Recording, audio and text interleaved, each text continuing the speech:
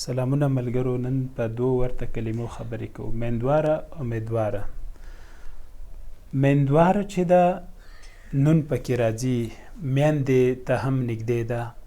دا حامله ښځې ته وایي، هغې ښځې ته وایي چې ماشوم یې په ګېډه وي او راتلونکي کې به یې وزېږوي. امیدوار بیا هیلهمنتیا ته وایي. او پښتونخوا کې چې ده یا پاکستان کې امیدوار چې ده نوماند یا کاندید ته هم وایي. څوک قومي اسمبلی یا صوبایي اسمبلی ته کاندید وي یا صدارت یا لومړي وزارت ته، نو هغه ته څه وایي؟ امیدوار وایي یا کاندیډیټ چې ورته وایي. کابل کې بیا ورته نوماند وایي.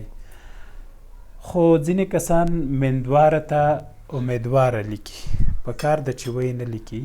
همغه څنګه چې قاعده ده چې میندواره، میانده، میندواره، یعنې چې حامله ده یو څوک او بچی به یې زېږي، په کار د هغې ته میندواره ولیکل شي. امیدواره چې ده هیلهمنتیا ته وایي، او امیدواره پښتونخوا کې کاندیدیټ یا نوماند ته وایي. درنو ملګرو، پښتو زده کړه فیسبوک پاڼه او یوټیوب چینل سبسکرایب او خوښ کړئ، د نورو ملګرو سره یې شریک کړئ. غزا نور زما فیسبوک دی او دا هم زما ټویټر او لینکدین.